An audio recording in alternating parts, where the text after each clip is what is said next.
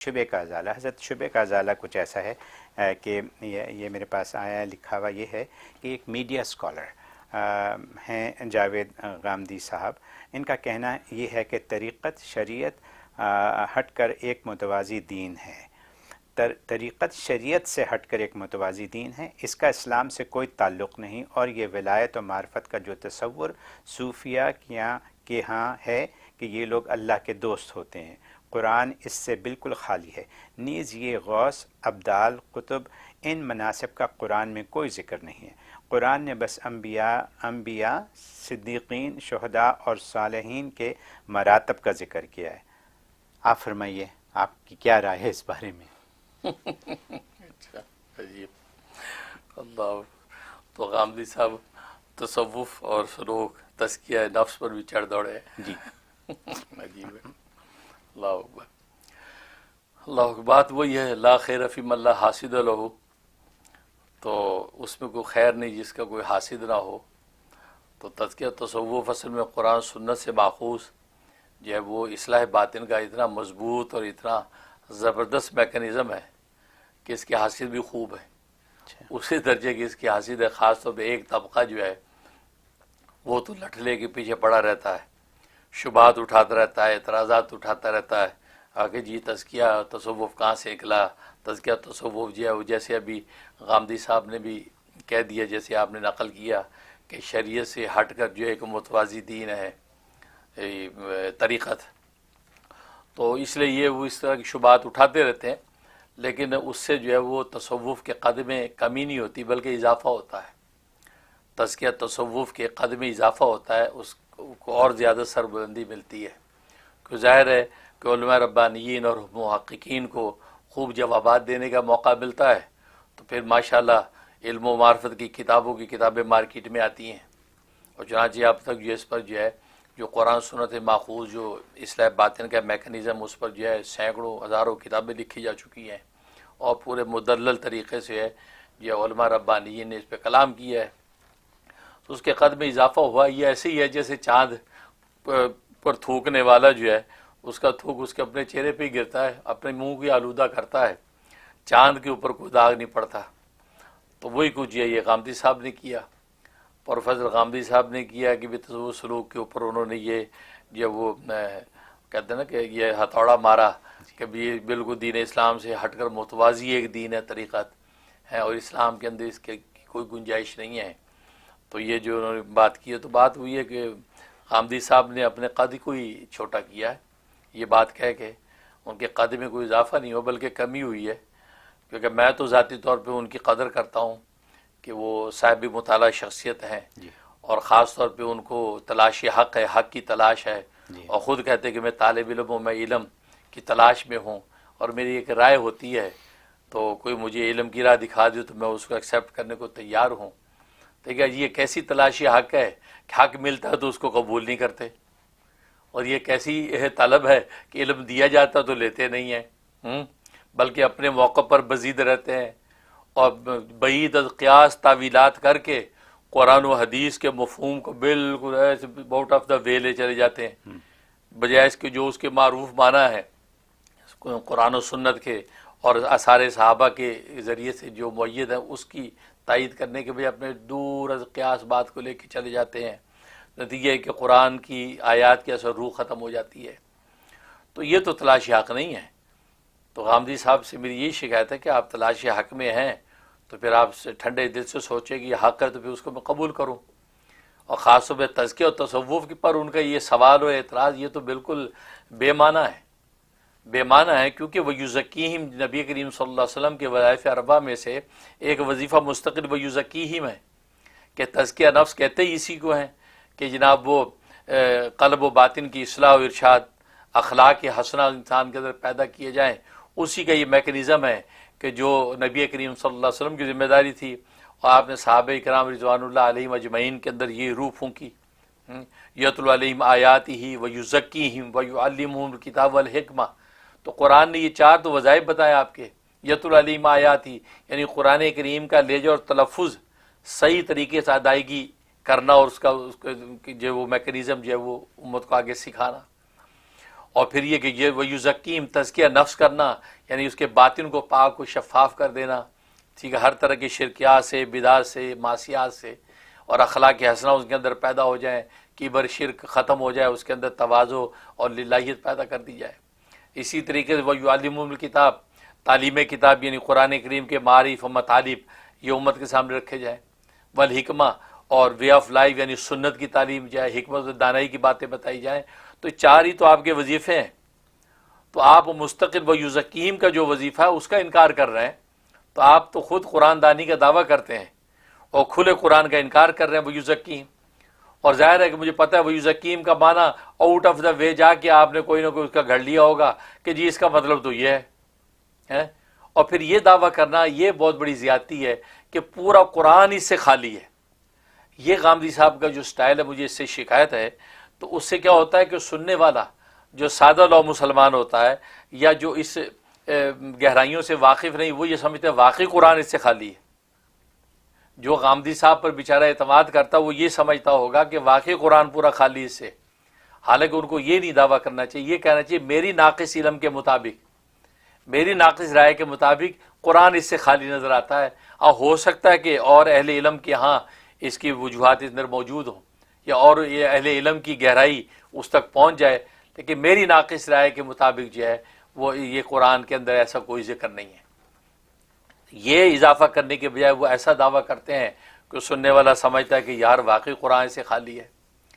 تو اس لیے غامدی صاحب جو ہے ان کا جو اللہ نے معاشرے میں ایک اونچا قد بنا رکھا ہے اور لوگ ان کو قد آور شخص سے سمجھتے ہیں، تو وہ اتنی چھوٹی بات کریں گے تو اس سے وہ چھوٹے ہوں گے، بڑے نہیں ہوں گے۔ اور خاص طور تصوف سلوک پر انہوں نے یہ بات کہی، یہ تو انتہائی مزے کا خیز ہے، یہ تو بہت ہی قابل افسوس ہے۔ تو یقیناً میں غامدی صاحب سے میں ان کو یہ بھی نہیں کہہ سکتا کہ نظر ثانی کریں۔ کیوں؟ اس لیے کہ مزے کی بات، یہ بڑی عجیب بات بتا رہا ہوں کہ پروفیسر غامدی صاحب کی جتنی بھی وہ تحقیقات کہہ کے سوشل میڈیا پہ بیان کرتے ہیں، وہ ان کی ذاتی تحقیقات نہیں ہیں، وہ ان کے اپنے جو پیشرو ہیں اصلاحی ہیں، فرائی ہیں، یہ جو ان کے اساتذہ اور ان کے پیشرو ہیں، یہ انہی کی تحقیقات ہیں، انہی کے چلے ہوئے کارتوس ہیں جو اپنی علمی بندوق میں یا علمی بندوق میں رکھ کے چلاتے ہیں۔ یہ وہ چلے کارتوس ہیں جن کارتوسوں کے اندر کوئی مسالہ نہیں رہا، کوئی کرنٹ نہیں رہا۔ یہ غامدی صاحب کو غور کرنا چاہیے۔ وہ فرائی اور اصلاحی جو باتیں کر گئے ہیں تزکیہ نفس کے بارے میں یا اور ایسی امور کے بارے میں اپنی تحقیقات پیش کر گئے، اس کے جوابات تو علماء ربانیین نے، اکابر امت نے سینکڑوں سال پہلے دے دی ہیں اور پورے شد و بد کے ساتھ دے دی ہیں۔ کتابوں کی کتابیں گواہ ہیں اکابر علماء کی، اکابر امت نے جوابات دے دیے سب کے۔ تو ان کے وہ سارے کارتوس چلے ہوئے کارتوس ہیں، یہ اپنی علمی بندوق میں کیوں ڈالتے ہیں؟ اگر ان کی اپنی تحقیق ہوتی جیسے کہ لوگ ان کو محقق سمجھتے ہیں تو پھر تو بسر چشم ہم کہتے ہیں کہ جی غامدی صاحب آپ نظر ثانی کریں، یا آپ نے جو تحقیق کی ہے اس میں نظر ثانی کریں، آپ ذرا غور و فکر کریں، یا آپ شاید یہ تحقیق آپ کی درست نہیں ہے، علمی موش گاویوں کے اندر آپ یہاں پر ٹھوکر کھا گئے، یوں کہہ سکتا ہے، لیکن ان کی اپنی تحقیق نہیں نا، یہ تو وہ اوپر کی چلی آ رہی ہیں، پرانی باتوں کو لے کر یہ نئے رنگ میں پیش کر رہے ہیں۔ اور پھر مزے کی بات، سوشل میڈیا تو ایک نئی دنیا کا ٹول ہے۔ اب سوشل میڈیا پہ آ کے جب بیان کیا تو جنہوں نے کتابیں دیکھی نہیں ہیں وہ سمجھتے بھائی ماشاءاللہ یہ آج ہی تحقیق مارکیٹ میں آئی ہے، یہ آج ہی نئی بات ہم نے سنی ہے، حالانکہ یہ پہلے سے چلی آ رہی ہوتی ہے۔ اس لیے نظر ثانی کا ان کو اب کیا درخواست کریں، کیونکہ اپنے اس کہتا ہے کہ پیشروؤں کی تحقیق سے ہٹنے کو تیار نہیں ہے، اس کے دفاع کے اندر جب لگے ہوئے ہیں تو پھر ہم یہ کہیں گے کہ جیسے ہر بندہ اپنے نظریے کی دفاع میں لگا ہوا ہے، ایسے وہ بھی اپنے نظریے کی دفاع میں لگے ہوئے ہیں۔ تلاشی حق مقصود نہیں ہے، اگر تلاشی حق مقصود ہوتا تو پھر وہ سامنے والے کی بات کو بھی سنتے۔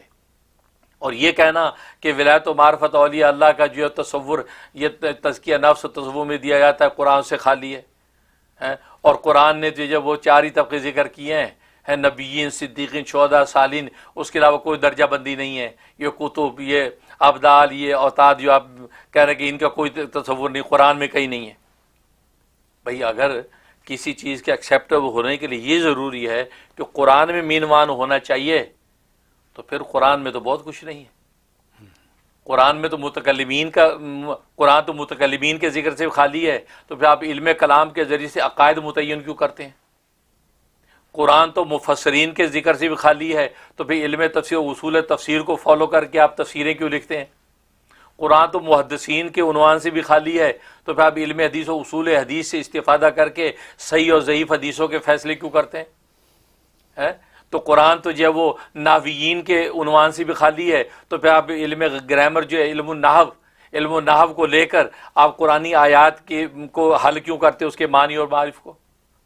قرآن تو صرفیین کے عنوان سے بھی خالی ہے، تو پھر علم و صرف کے ذریعے سے آپ قرآنی آیات جو ہے اور حدیث کی دعوات کا اشتقاق اور ماخذ کیوں ڈھونڈتے ہیں؟ تو یوں تو پھر قرآن تو بہت سی چیزوں سے خالی ہے، تو پھر تو دین کا بہت بڑا ذخیرہ جو ہے اس سے آپ ہاتھ دھو بیٹھیں گے۔ بلکہ غامدی صاحب سے میں کہوں گا، آپ نے المیزان جو کتاب لکھی ہے، جس کو آپ اپنا بڑا شاکار سمجھتے ہیں، آپ پھر وہ بھی نہ لکھ پاتے۔ اگر قرآن کی آپ قرآن دانی پہ ہیں تو پھر تو آپ وہ المیزان بھی نہ لکھ پاتے، جس میں متکلمین اور محدثین اور مفسرین اور سب سے استفادے کر کر کے آپ جو ہے وہ کتاب لکھ ماری آپ نے، اپنے پیشراؤں کی تحقیقات کا دفاع کرتے ہوئے لکھ دیا، تو پھر تو وہ بھی نہ کر پاتے۔ تو مجھے یہ بتائیں، تو قرآن تو سارے عنوانات سے خالی ہے، اور کتنے عنوانات سے جس میں قرآن خالی ہے، پھر آپ کہاں جائیں گے؟ اس کا مطلب یہ ہے کہ کسی بھی عنوان کا عنوان قرآن میں ہونا ضروری نہیں ہے دلیل شرعی کے لیے، کیونکہ دلیل شرعی اکیلا قرآن نہیں ہے۔ اس لیے اہل سنت والجماعت کے یہاں دلائل شرعیہ 4 ہیں، قرآن ہے، سنت ہے، اجماع امت ہے اور قیاس شرعی ہے۔ یہ 4 دلائل شرعی ہیں، یہ 4 دلائل شرعی کے تحت جو آئے گا وہ شریعت ہے۔ اب آپ نے جہاں جان چھڑانی ہوتی ہے وہ کہتے ہیں نہیں قرآن کے اندر یہ نہیں ہے، قرآن میں تو یہ بھی نہیں ہے کہ بندر حرام ہے کہ حلال ہے۔ اس لیے امام اعظم ابو حنیفہ رحمۃ اللہ نے کہا تھا نا کہ جس کو قرآن دانی کا دعویٰ ہو اس سے پوچھو کہ بندر حلال ہے یا حرام ہے، قرآن سے بتاؤ۔ خود نبی کریم صلی اللہ علیہ وسلم نے اپنے صحابہ اکرام رضوان اللہ علیہم اجمعین سے کہا تھا، جو قرآن کی باتیں کرے اس سے کہو کہ گدھا حلال ہے یا حرام ہے، قرآن سے دکھاؤ۔ تو غامدی صاحب جرت کریں گے قرآن سے دکھانے کی کہ بندر حلال ہے یا حرام ہے؟ قرآن کی کس آیت سے ثابت کریں گے؟ وہ یہ جرت کریں گے کہ گدھا حلال ہے کہ حرام ہے؟ قرآن کی کس آیت سے ثابت کریں گے وہ؟ نبی کا سوال ہے یہ تو۔ نبی کریم صلی اللہ علیہ وسلم نے گدھے کی مثال اس لیے دی کہ وہاں عام ماحول میں گدھا دیکھا جاتا تو صبح شام بار برداری میں کام ہی ہوئی، گدھا ٹٹو اور یہ چیزیں آتی تھیں، آپ نے وہی مثال دی کہ عام ایک آدمی بھی سمجھ جائے گا کہ ہاں یار صرف قرآن کرنے سے کام نہیں بنتا، قرآن سے آگے بھی دلائل شرعیہ موجود ہیں، ٹھیک ہے نا؟ تو غامدی صاحب کا یہ کہنا ہے کہ قرآن پورا خالی ہے اس سے، ولایت کا جو تصور ہے صرف 4 طبقات ہیں۔ اچھا مجھے غامدی صاحب بتائیں، یہ 4 طبقات ہیں، نبیین ہیں، نبیین کہا ہے نا، تو نبیین جب کہا ہے تو رسول کہاں جائیں گے؟ یہاں تو نبیین کا، رسولیین تو کہا ہی نہیں، رسول کہاں جائیں گے؟ اس میں رسول اس میں شامل ہے یا نہیں؟ غامدی صاحب سے پوچھتا ہوں، یقیناً کہ نہیں شامل ہیں، کیونکہ نبیین کی کیٹیگری ایک رسول بھی ہیں۔ اس کا مطلب ہے کہ نبی 2 طرح کے ہوئے، ایک وہ نبی جو رسول بھی ہیں، ایک وہ نبی جو رسول نہیں ہے، کیونکہ رسول ہوتا ہے جو نئی شریعت نئی کتاب لے کے آتا ہے نا، تو لہٰذا غامدی صاحب کو ماننا پڑے گا نبیین کے اندر آگے درجہ بندی ہے، اس کے اندر ایک وہ نبی جو رسول بھی ہیں، جو نئی شریعت نئی کتاب لے کے آئے، وہ تقریباً 313 یا 111 ہیں، اور نبی جو بغیر شریعت و کتاب کے آئے ہیں وہ کم و بیش 1,24,000 ہیں۔ تو مان گئے نا، اس نبیین کے اندر درجہ بندی مان گئے نا۔ پھر رسولوں میں بھی آگے درجہ بندی ماننی پڑے گی، قرآن نے خود کہا، کیونکہ بعض رسول اولو العزم رسول ہیں، بعض غیر اولو العزم ہیں، خود قرآن نے کہا فاصبر کما صبر اولو العزم من الرسل، کہ اے پیغمبر آپ صبر کیجیے ایسے جیسے اولو العزم رسولوں نے صبر کیا۔ تو اس کا مطلب رسول کے اندر بھی 2 کیٹیگریز بنائی ہے قرآن نے، ایک اولو العزم ہے، تو اس سے کیا مترشح ہوا، ایک غیر اولو العزم ہے، ٹھیک ہے نا؟ تو گویا کہ اس نبیین کے اندر ہی نکل آئی نا درجہ بندی۔ تو جب ان نبیین کے نیچے آگے اقسام نکل رہی ہیں رسول و نبیوں کی، ٹھیک ہے نا، تو یہی اقسام، اسی طرح کی اقسام صدیقین، شہداء، صالحین میں بننے میں کون سی ممانعت ہے؟ صدیقین کے نیچے بھی کیٹیگریز ہو سکتی ہیں، اسی طرح شہداء میں کیٹیگریز ہو سکتی ہیں، کہ صدیقین میں کیٹیگریز ہوں کہ اس میں وہ یہ صدیقین، یہ غوث بھی ہے، یہ کتب ہے، یہ ابدال ہے، یہ اوتاد ہے، یہ اخیار ہے، یہ ابرار ہے، ٹھیک ہے نا؟ جس طرح کے نبیین میں کیٹیگریز آپ مانتے ہیں اور قرآن نے اس کو واضح ذکر کر دیا، تو جب ایک نذیر کے اندر کیٹیگریز بن گئیں تو دوسری نذیر میں کیٹیگری بننے میں کون سی شرعی ممانعت ہے، کون سی قرآن کی ممانعت ہے، کون سی عقلی ممانعت ہے؟ یہ غامدی صاحب جو بتائیں ہمیں. یا پھر کہہ کہ نہیں نبیین میں رسولین داخل نہیں ہیں، نعوذ باللہ. جب وہ داخل نہیں ہیں تو پھر 4 طبقے مونا ملے میں ہوئے تو رسول شامل ہی نہیں، پھر کیا بنے گا؟ رسول کہاں جائیں گے؟ آپ خود ہی کہہ رہے ہیں مونا ملے 4 ہی ہیں. اور پھر دوسری بات کہ مونا ملے میں 4 طبقے ہیں، اس میں حصر ہے، یہ پہلے ثابت کر. دلیل حصر کیا ہے؟ کہ 4 ہی طبقے ہیں مونا ملہم کے. اہدنا الصراط المستقیم صراط الذین انعمت علیہم، تو مونا ملہم آگے یہ 4 طبقے ذکر کیے قرآن نے نا، یہی 4 ہیں. ہی ہے یا بی ہے یہ بتائیں. اگر ہی ہے تو دلیل حصر دکھائیں کہ کس وجہ سے آپ کہہ رہے 4 ہی ہیں. اگر 4 ہی ہیں تو پھر نبیین میں رسولین کیسے داخل کریں گے آپ؟ ٹھیک ہے نا. تو معلوم ہے کہ ہی نہیں ہے بھی ہے کہ یہ 4 تو مین. اور پھر مین اگر کرتے ہیں تو مجھے غامدی صاحب بتائیں تو مومنین تو اس میں شامل ہی نہیں ہے. اس میں نبیین کا ہے، صدیقین کا ہے، شہداء کا، مومنین تو کا ہی نہیں. اب آپ کیا کہیں گے کہ آپ جب الفاظ قرآن پہ بحث کریں تو ہم بھی الفاظ پہ بحث کر رہے ہیں. آپ کہیں گے نہیں مومنین، وہ مومنین تو اوپر کا طبقہ ہے، مومنین، کافرین، منافقین، پھر مومنین کے آگے 4 قسمیں ہیں، نبیین، صدیقین، شہداء، صالح. تو آپ خود درجہ بندی مان رہے ہیں، آپ خود افراد کے اندر قسمیں مان رہے ہیں. تو پھر اگر یہی قسمیں صدیقین، شہداء، صالحین کے اندر یہ قسمیں اگر آ جاتی ہیں تو وہ آپ کیوں نہیں مانتے؟ اس کے لیے آپ کے پاس نہ ماننے پر کیا دلیل ہے؟ آگے سمجھ. تو معلوم یہ ہوا کہ یہ درجہ بندی خود آپ مان رہے ہیں. نبیین کے اندر آپ نے مان لیے تو پھر صدیقین جو ہے، صدیقین کے اندر بھی آپ مانیں. نہ ماننے کی کیا دلیل ہے آپ کے پاس؟ کون سی دلیل ممانعت ہے؟ کیوں کہ صدیقین میں کوئی غوث بھی ہے، کوئی قطب ہے، کوئی ابدال ہے، کوئی اخیار ہے. اور وہ قطب ابدال کبھی صدیقین میں سے بھی ہوتا ہے، کبھی قطب ابدال وہ شہداء میں سے ہوتا ہے، کبھی وہ قطب ابدال اوتاد وہ صالحین میں سے ہوتا ہے. تو اپنے اپنے درجے کے حساب سے تقسیم آگے چل رہی ہے. تو یہ کہنا کہ پورا قرآن خالی ہے تصور سے، کہ جو ولایت تصور تزکیہ تصوف نے دیا کہ یہ قطب ابدال اوتاد کچھ نہیں ہے، کیوں خالی ہے بھائی؟ اگر یہ بات ہے تو پھر نبیین کی کیٹیگری آپ کیوں کرتے ہیں؟ اگر وہ کرتے ہیں تو پھر یہاں بھی آپ کو ماننی پڑے گی. اور پھر ہمارے پاس تو دلیل ہے، خود نبی کریم صلی اللہ علیہ وسلم نے ان اولیاء اللہ کی جو 12 اقسام ہیں، جو درجات ہیں، ان میں سے ایک درجے کو خود نبی نے ذکر بھی کیا. چنانچہ حدیث میں آتا ہے، مسند احمد کی حدیث ہے کہ حضرت علی رضی اللہ تعالیٰ عنہ سے لوگوں نے کہا کہ آپ جو اہل شام والوں کے لیے بد دعا کریں، ان پر لعنت بھیجیں. فرمایا کہ نہیں، میں ان پہ لعنت نہیں بھیجوں گا. کہ جی کیوں؟ وہ تو آپ سے دشمنی کر رہے ہیں، جنگ چل رہی ہے. آپ نے کیا فرمایا؟ فرمایا کہ نہیں، نبی کریم صلی اللہ علیہ وسلم ارشاد فرمایا کہ وہاں 40 ابدال ہوتے ہیں. 40 ابدال یعنی اولیاء اللہ کا وہ یعنی ایک پورا ایک گروہ وہاں رہتا ہے 40 ابدال کا، کہ جن کی برکت سے اللہ بارش اتارتے ہیں، جن کی برکت سے اللہ تبارک و تعالی دشمنوں پر فتح دیتے ہیں، جن کی برکت سے اللہ تبارک و تعالی جو ہے وہ بارش نازل کرتے ہیں، جن کی برکت سے حفاظت کرتے ہیں، جن کی برکت سے جنگ و جدال کے اندر فتح دیتے ہیں. تو فرمایا کہ یہ ان کی برکات ہے، لہذا وہ اولیاء اللہ وہاں پہ رہتے ہیں، لہذا میں بددعا نہیں کروں گا. اب یہاں دیکھیے اس حدیث میں نبی نے ان ساری قسموں میں ایک قسم کو ذکر کیا، ابدال. ابدال کیا ہے؟ ابدال کو ابدال اس لیے کہتے ہیں کہ جب ایک فوت ہو جاتا ہے ولی ابدال تو اللہ اس کی جگہ دوسرا عبد اللہ اس کی جگہ دوسرے بندے کو فائز کر دیتے ہیں، اس کے بدلے میں دوسرا فوراً ابدال بنا دیتے ہیں تاکہ ان کی برکات سے اللہ نظام دنیا چلاتے رہیں. ٹھیک ہے نا.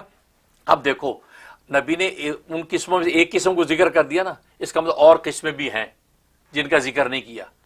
تو گویا کہ ایک نظیر کو پیش کرنے سے باقی نظیریں بھی خود ثابت ہو جاتی ہیں. تو معلوم کہ اوتاد بھی ہیں، اقطاب بھی ہیں، ابرار بھی ہیں. ٹھیک ہے نا. جو اقسام اولیاء اللہ کی ہیں وہ ساری ثابت ہو رہی ہیں اور حدیث سے ہم ثابت کر رہے ہیں.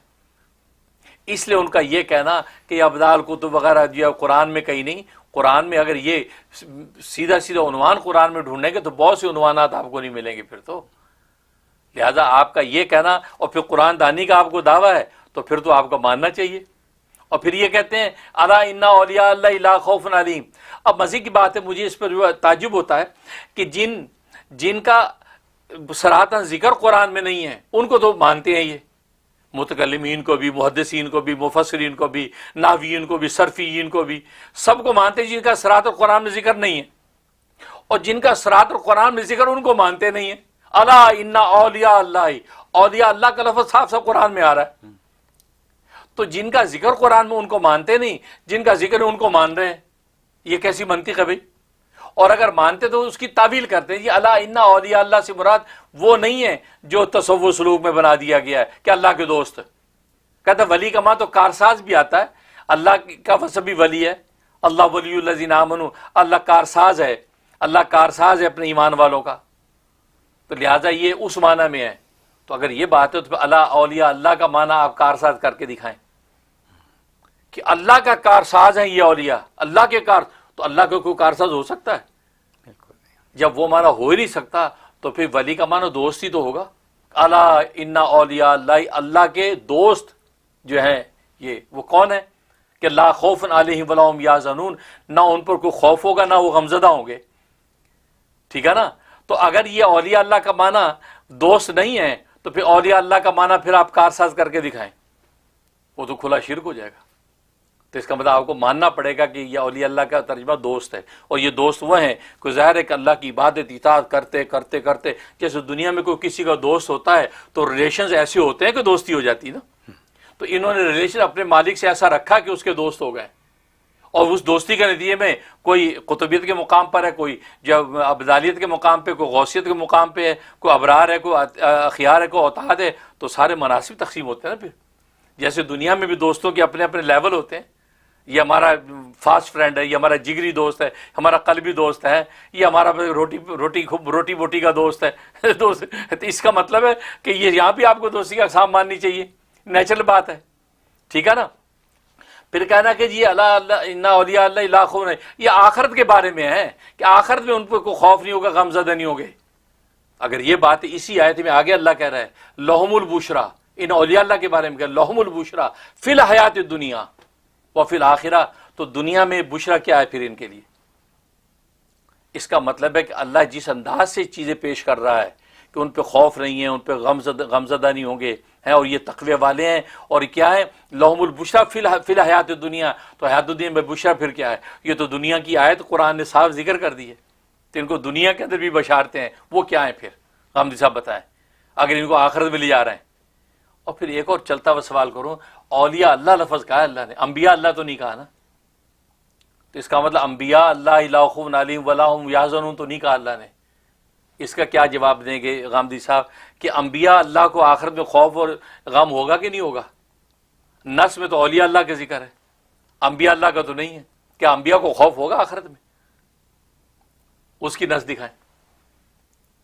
اس کا مطلب ہے کہ آپ کہیں گے نہیں یہ اولیاء اللہ کی کیٹیگری میں انبیاء اللہ شامل ہیں، کہ ٹھیک ہے نا، انبیاء بھی اللہ کے ولی ہوتے ہیں، نبی کی اگر نبوت کی نسبت ہوتی ہے کہ ولایت کی نسبت ہوتی ہے، تو آپ خود درجہ بندی کرنے پہ آ گئے ہیں، تو یہ درجہ بندی ہم کرتے تو آپ مانتے نہیں، آگے سمجھ۔ اور پھر دوسری بات یہ بتائیں غامدی صاحب، یہاں اللہ نے لا خوف علیہم کہا ہے اور وہاں ولا هم یحزنون کہا ہے، یہاں لا خوف کا کیوں کہا؟ لا یخافون کیوں نہیں کہا؟ مضارع کی صیغہ ولا یحزنون میں تو ذکر کیا، لیکن خوف کے وقت میں ولا خوف کہہ دیا، ولا یخافون کیوں نہیں کہا؟ یا اللہ نے یہ کیوں نہیں کہا لا خوف علیکم ولا حزن علیہم؟ حزن وہاں حزن کیوں نہیں؟ یہ ترتیبی اسلوب کیوں بدلا ہے؟ تو غامدی صاحب تو مجھ سے زیادہ قرآن دانی کا دعویٰ کرتے ہیں، وہ اس پر غور کریں، انشاءاللہ ان کو بہت کچھ سمجھ میں آ جائے گا، اس تفصیل میں نہیں جاتا۔ تو یہاں خوفن کا، وہاں یحزن کا، لا یخافون کیوں نہیں کہا؟ تو معلوم یہ ہوا کہ غامدی صاحب مسٹیک کر رہے ہیں، صرف وہ اپنے پیشروں کے جو تحقیق اس کے دفاع میں لگ جاتے ہیں، اس کے پھر آؤٹ آف دا وے تعویلیں کرتے ہیں، حق کی تلاش کے صرف دعویٰ کرتے ہیں تاکہ لوگوں کو میٹھا اور اچھا لگے، ورنہ تلاش حق کی ان کو یعنی اس میں وہ سنجیدہ نہیں ہے، میرا احساس یہ ہے۔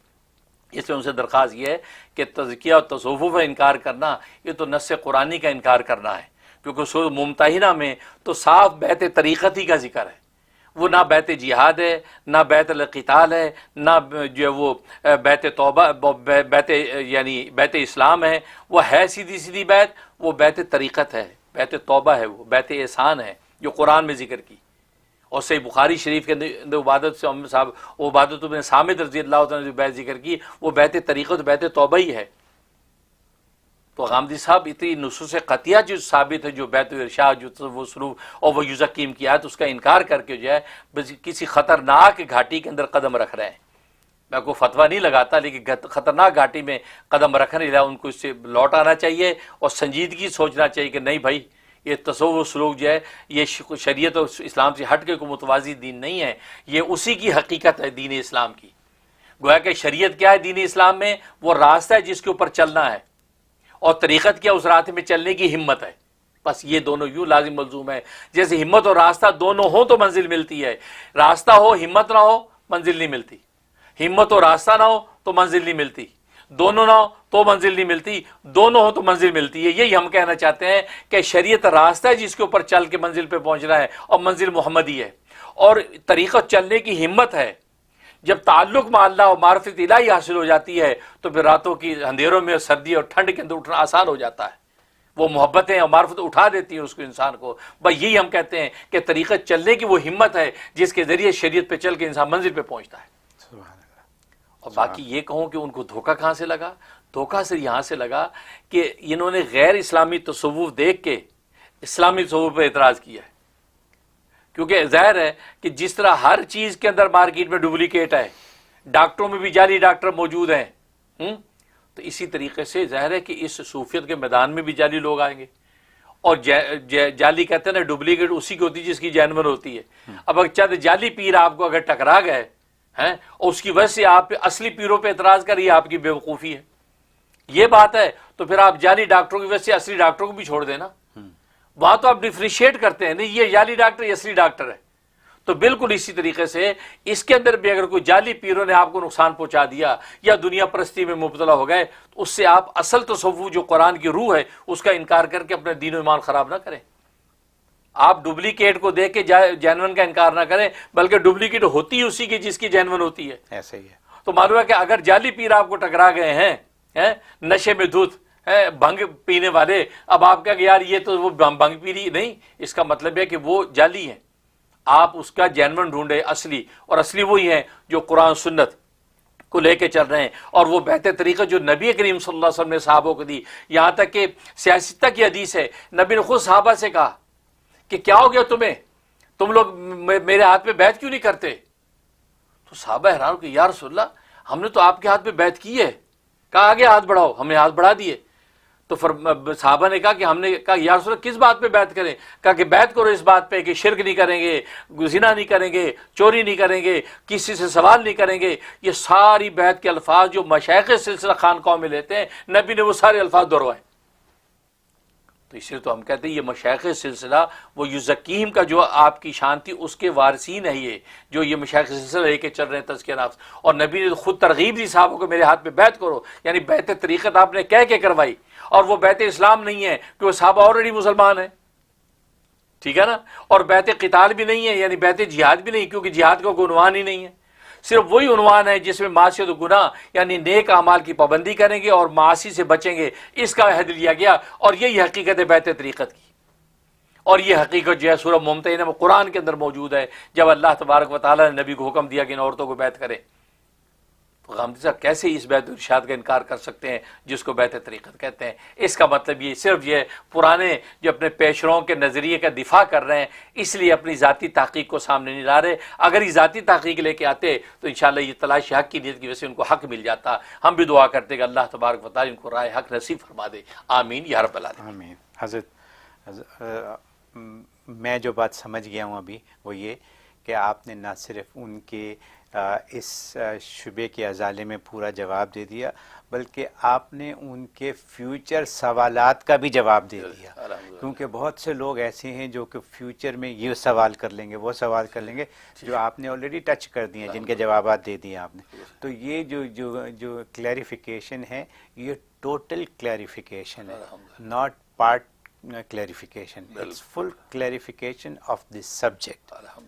سو اٹس اے ٹوٹل لیکچر، حالانکہ ہم نے تھوڑے سے وقت میں آپ نے کور کیا، لیکن بہت خوب، ماشاء اللہ، سبحان اللہ، بہت شکریہ حضرت.